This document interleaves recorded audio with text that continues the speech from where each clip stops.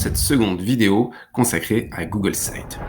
Nous allons ici nous focaliser sur les thèmes, comment les personnaliser, et découvrir les rudiments de l'interface de Google Sites. Allons-y pour ces premiers pas de designer.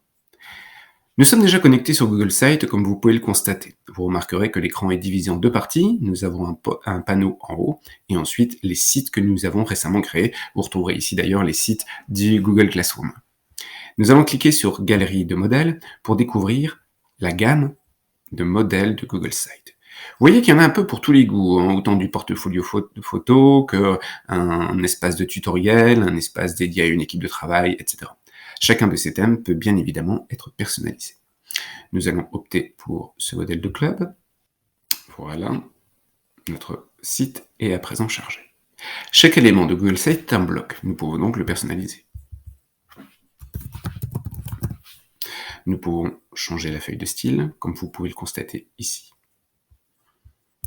Alors rendez-vous maintenant sur le panneau de thème. Nous allons pouvoir personnaliser le design de ce thème. Vous voyez, je vais passer ici ces différents éléments. Prenons diplomate par exemple. Nous pouvons changer la gamme de couleurs, ainsi que la police. Et vous voyez, les changements s'opèrent en temps réel. Si la teinte de couleur ne convient pas, vous pouvez appuyer ici sur le petit saut et vous allez pouvoir choisir les teintes de couleurs qui vous conviennent. Par exemple, ici, vous voyez, je vais prendre du mauve. Maintenant, nous allons faire un petit tour du côté des outils et personnaliser rapidement ce site. Passons dans la gamme Insertion. Chaque élément, outre le fait que ce soit un bloc, peut être manipulé. Vous avez ici sur le panneau de gauche un outil qui vous permet de changer le design général, par exemple en affectant une couleur de fond. Vous pouvez dupliquer la zone pour facilement ensuite la modifier. Vous pouvez ici la déplacer et changer le design général. Enfin, bien évidemment, chaque bloc peut être supprimé. De la même manière, vous pouvez changer le design général pour les images. Vous pouvez importer vos propres images. Donc là, je vais prendre une image, par exemple, en provenance de mon disque dur. Voici.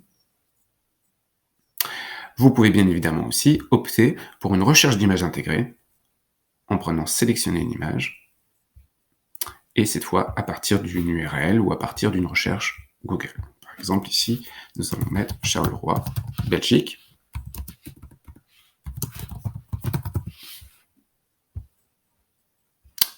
Et voici une image que je vais donc importer.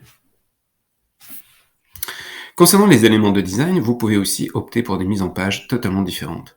Par exemple ici avec le panneau de droite, nous pouvons insérer ainsi des blocs qui sont actifs puisqu'il suffit de cliquer sur les éléments pour les changer. Enfin, en termes de design, vous pouvez aussi ajouter par exemple des séparateurs, ce sont cette petite ligne, ainsi que des carousels d'images, où vous allez pouvoir intégrer différentes images en prenant votre disque dur par exemple, et aussi ajouter par exemple des zones dynamiques, telles des tables des matières, et à chaque fois, vous pouvez personnaliser l'ensemble de ces éléments. Voilà pour cette rapide découverte des éléments de design et des thèmes. Je vous laisse découvrir, tâtonner, expérimenter sur chacun de ces boutons.